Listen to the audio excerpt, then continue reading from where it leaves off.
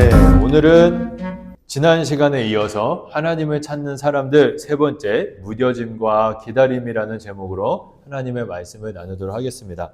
자, 우리 2026년 우리 동원교회 청년부의 표어는 Search People, 바로 하나님을 찾는 사람들입니다. 우리가 한 해 동안 하나님을 찾는 예배자로 살아가기 위해서 이 표어를 정했는데요. 하나님을 찾는 예배자로 살아가는 것의 실제적인 모습을 우리가 발견하기 위해서 우리는 올 한 해 사무엘서의 말씀을 보고자 합니다. 그래서 지금은 사무엘서의 전권, 앞에 권인 사무엘상을 보고 있는데요. 지난 시간 두 번째 시간 때 우리는 하나님을 찾는 예배자를 만났었죠. 그 사람이 누구였습니까? 바로 어린 사무엘이었습니다. 나이가 굉장히 어렸던 사무엘의 모습을 봤죠. 사무엘상 2장의 말씀을 봤는데 그 사무엘상 2장에 보면 하나님을 멸시했던 엘리의 두 아들이 등장하죠. 그리고 사무엘이 등장하는데 하나님을 멸시했던 엘리의 두 아들인 홈니와 비느하스와 비교해서 사무엘은 완전히 다른 삶을 살았죠. 사무엘은 하나님을 존중히 여기는 삶을 살았습니다. 무엇을 하든지 하나님의 뜻을 구했고 어디를 가든지 하나님의 존재를 인정하면서 하나님을 존중하는 예배자로 사무엘이 이 땅을 살아갔습니다. 자, 여러분, 지난주에 이 말씀을 여러분들과 나누고 이번 한 주 하나님을 존중하는 예배자의 삶을 살자고 했는데 여러분의 한 주를 한번 돌아보세요. 어때요?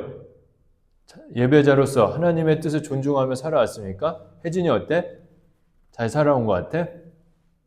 오, 잘 살아왔어? 그래? 진이는? 오, 그래? 재민이는? 아니에요? 윤이는? 대답하지 마. 지난주 안 왔잖아. 자, 여기서 여러분 점검을 하나 하겠습니다. 자, 팔 이렇게 들어보세요. 팔찌가 있나 없나? 재민이 있지? 혜진이 빨리 들어봐. 집에 있어? 집에 있으면 안 되지. 주머니에 있어요? 주머니에 있으면 안 되는데. 진이는 어쨌어? 역시. 여러분, 이 팔찌가 하나님을 존중하는데 조금이라도 도움이 됐습니까? 이렇게 보면서 예수님이라면 어떻게 하셨을까 질문해보면서 그렇게 살았어요. 저는 개인적으로 이 팔찌가 굉장히 도움이 되었던 것 같아요. 이번 한 주 목사님한테 굉장히 스트레스를 주는 하나의 일이 있었는데 너무 화가 나고 마음이 상했지만 그런 상황에서 이제 샤워를 하려고 이렇게 샤워실에 들어갔는데 내 팔찌에 이게 있는 거예요. 내가 이 화를 품고 살아서는 안 되지 라고 생각할 수 있도록 이 팔찌가 도움이 주더라고요. 여러분, 이번 한 주도 우리 계속해서 하나님의 뜻을 존중하는 삶을 살아갑시다. 예수님이라면 어떻게 하셨을까 질문하고 그 질문을 통해서 주어지는 선한 마음을 갖고 살아갈 수 있는 우리가 되었으면 좋겠어요. 지난 시간에 이어서 오늘은 우리가 사무엘상 3장의 말씀을 살펴볼 텐데 이 사무엘상 3장에는 또 다른 인물이 등장합니다. 이 3장의 내용은 어떤 인물을 중심으로 진행되냐면 지난주에 만났던 어린 사무엘과 함께 그 당시 제사장이었던 엘리가 등장해요.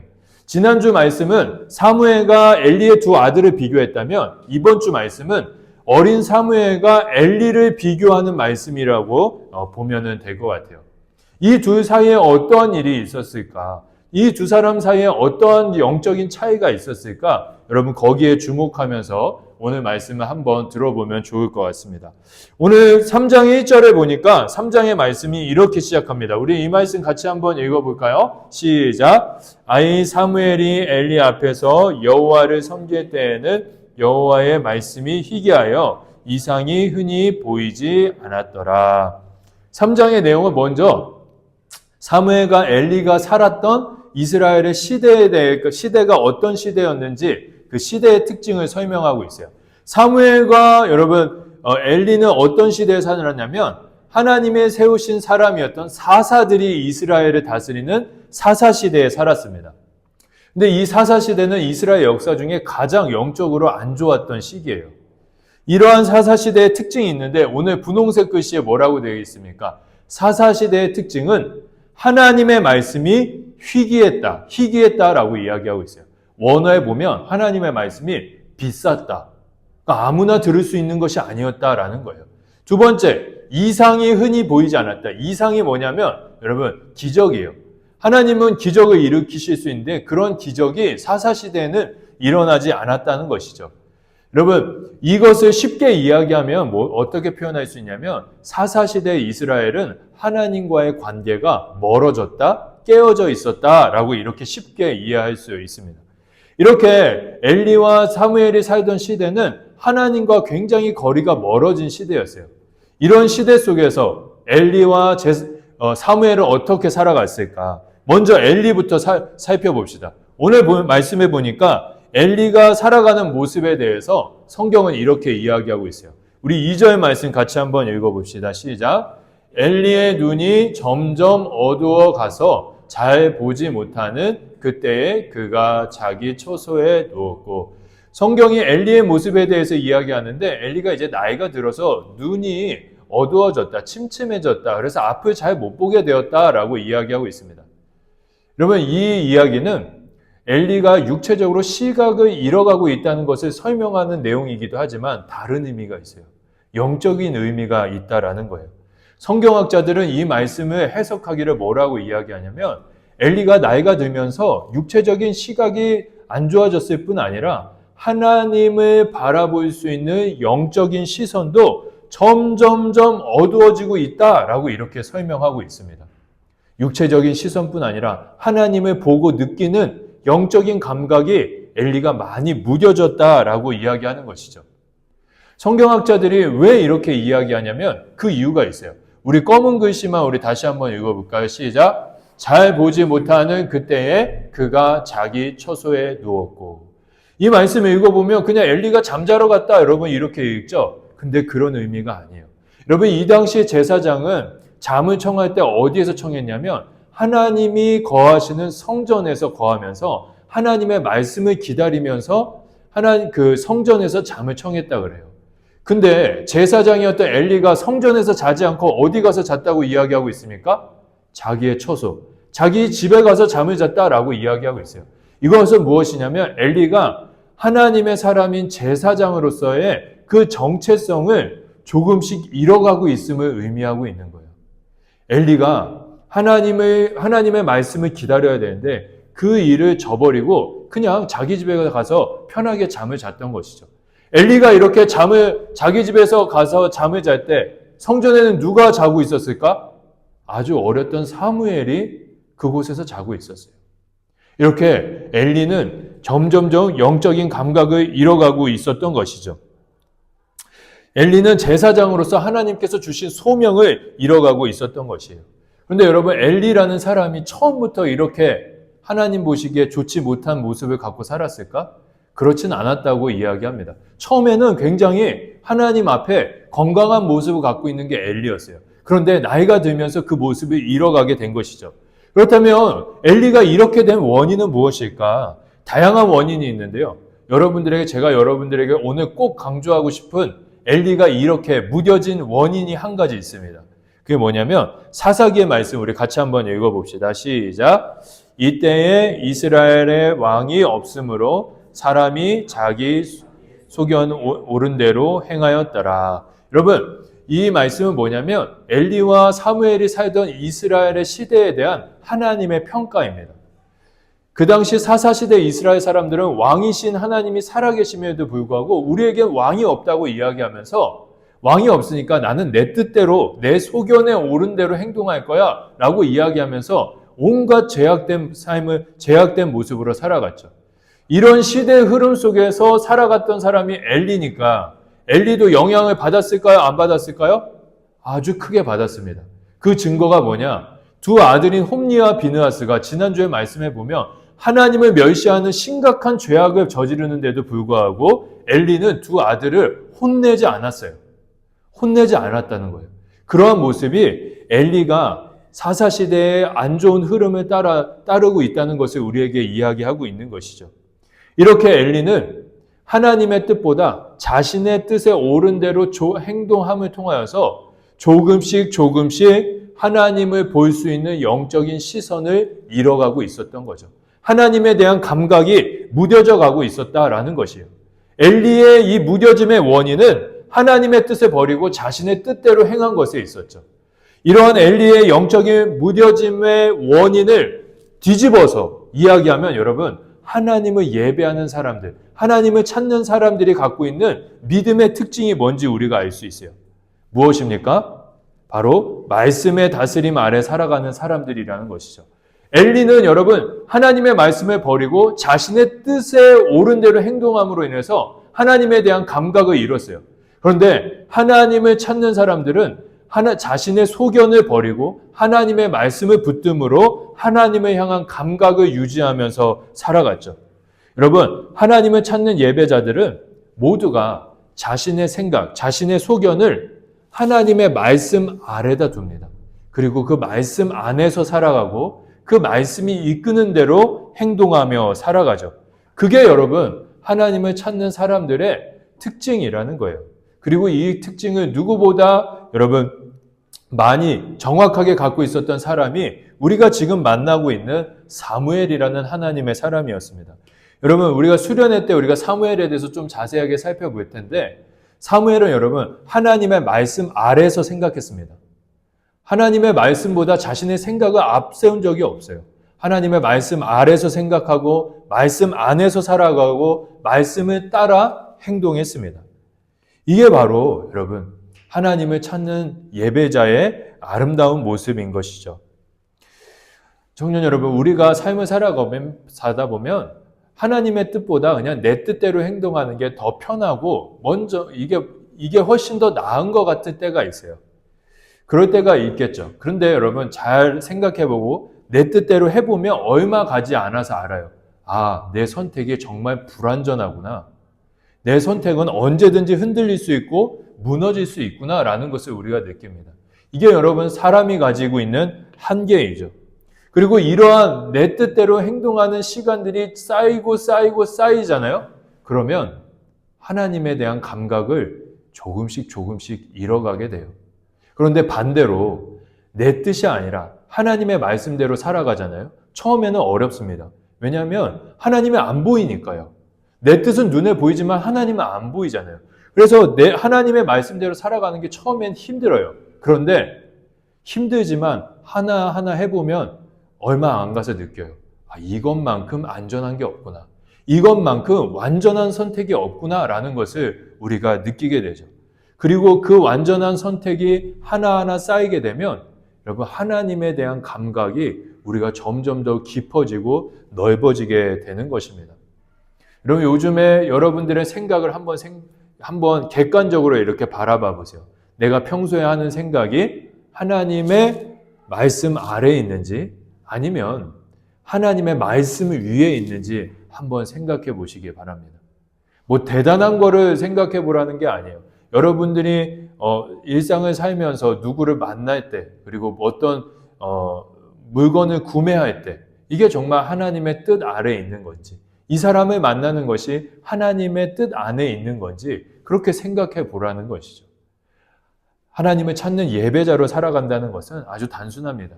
내 뜻을 내려놓고 하나님의 말씀 그 아래서 살아가는 것입니다. 이어지는 내용을 보면요. 이제 하나님께서 직접적으로 사무엘에게 찾아오십니다. 사무엘이 성전에서 자고 있는데 하나님이 사무엘을 부르시죠. 사무엘아 사무엘아 불렀어요. 근데 사무엘이 처음에 하나님인지 알았을까요? 몰랐을까요? 혜진이 이 이야기 알아? 이 말씀 이야기 알아? 스토리?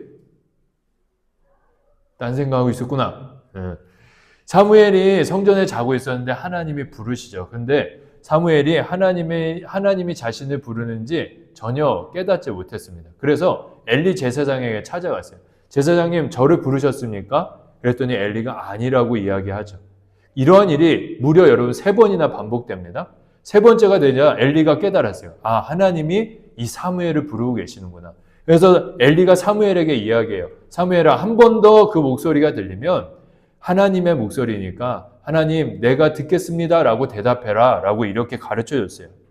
그리고 잠자리에 누웠죠. 하나님께서 다시 한번 사무엘을 부릅니다. 이때 사무엘이 하나님께 하나님 제게 말씀하소서 라고 이렇게 대답을 하죠.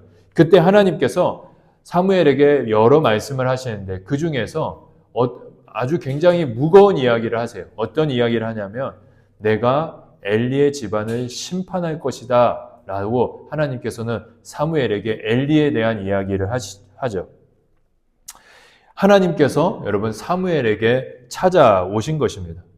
사무엘이 이전에는 머리로만 하나님을 알았는데 이제는 살아계신 하나님을 인격적으로 만나게 된 거예요.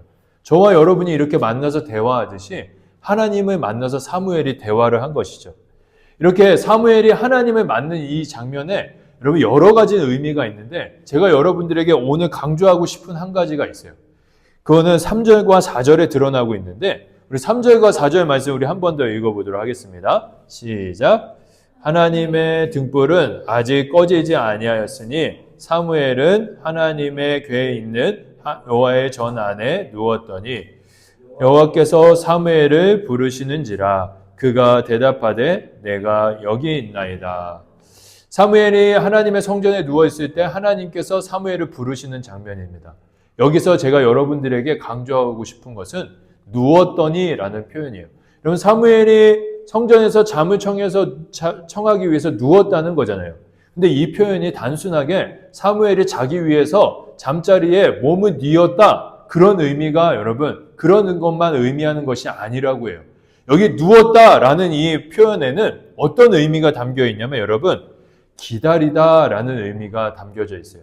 그러니까 여러분 사무엘이 성전에서 잠을 청했는데 그냥 잠을 잔 게 아니라 잠을 자면서 하나님이 나에게 말씀하실 수도 있다. 하나님이 나에게 찾아오실 수도 있다. 라는 그런 마음을 갖고 하나님을 기다리는 마음을 갖고 자리에 누웠다는 것을 우리에게 이야기해주고 있는 것이죠.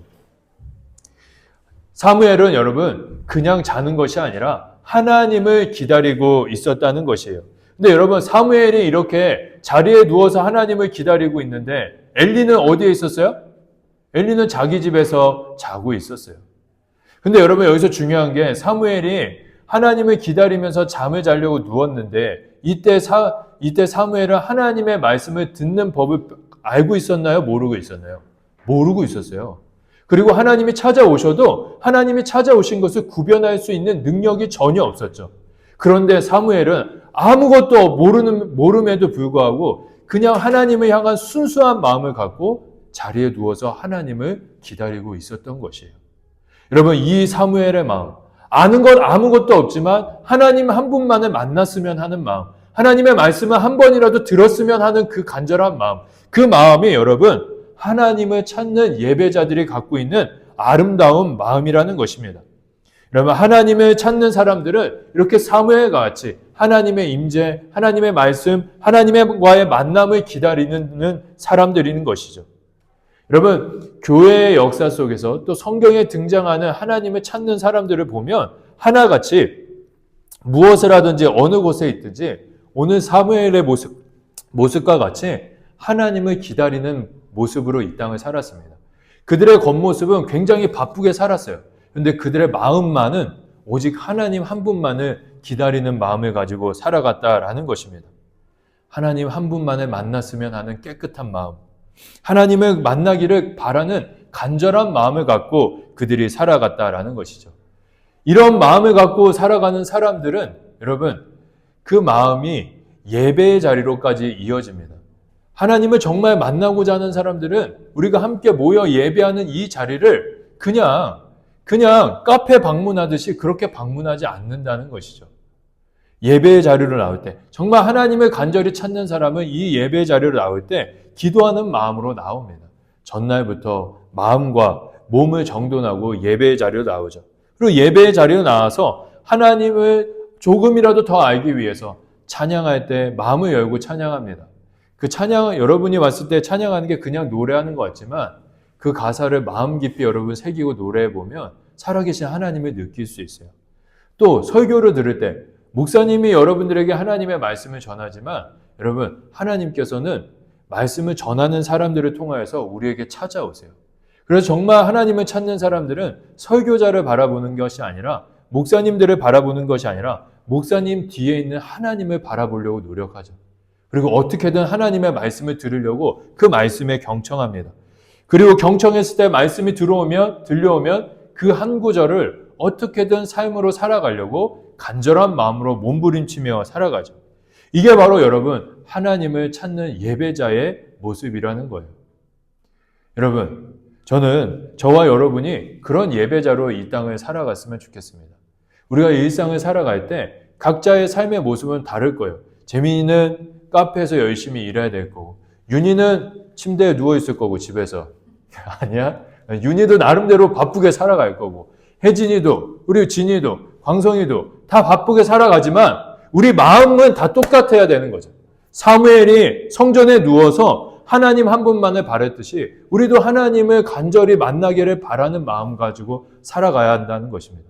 그리고 그 마음을 갖고 이 예배 자리로 나오는 거죠. 그러면 여러분, 사무엘이 살아계신 하나님을 만나는 것처럼 여러분도 이 자리에서, 그리고 각자의 삶의 자리에서 분명히 살아계신 하나님의 말씀을 듣게 될 것입니다.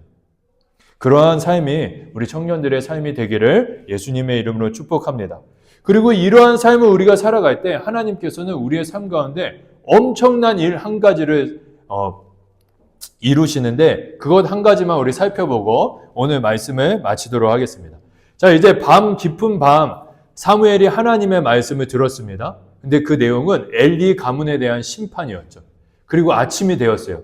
자리에서 일어난 사무엘이 이제 성전 밖으로 나갑니다. 그때 엘리가 사무엘을 불러요. 사무엘아, 하나님이 너에게 무슨 말씀을 하셨니?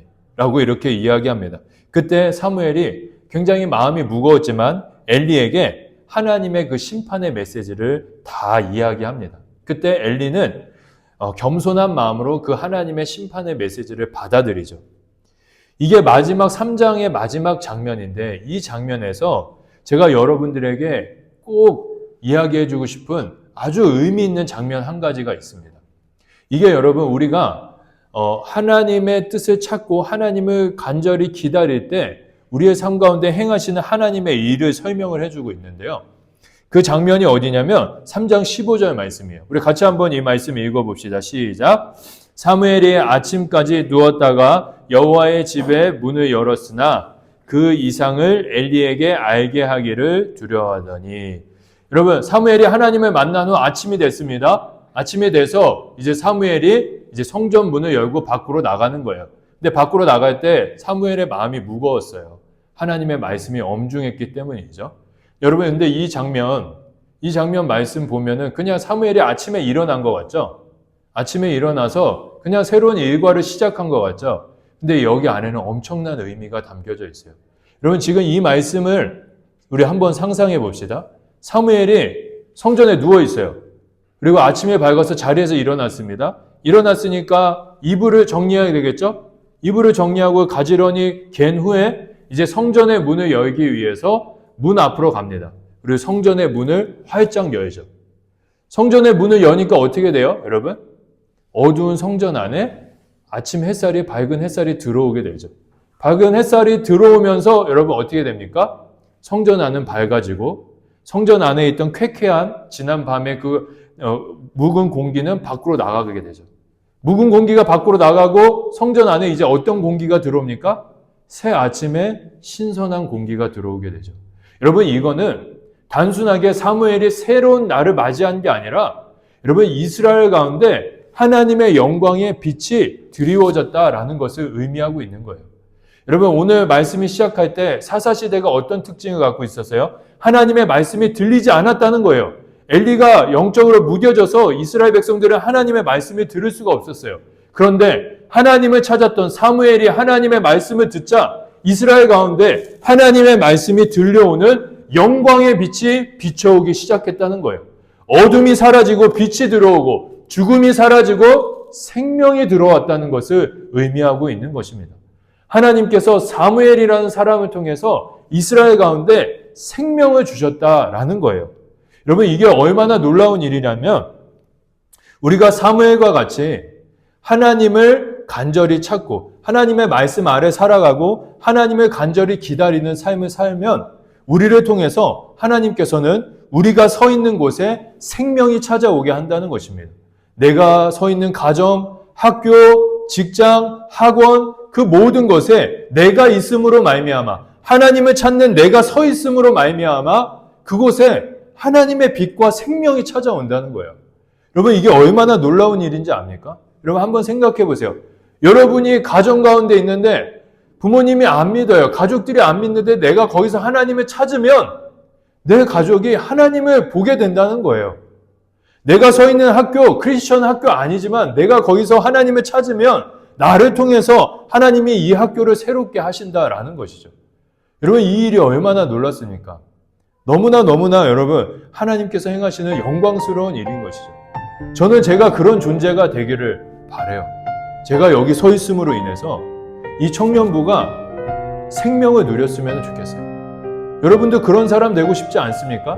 여러분이 여기 있음으로 인해서 사람들이 어둠 가운데 있던 사람들이 빛을 발견하게 되고 소망을 발견하게 되는 그런 일들 보고 싶지 않아요?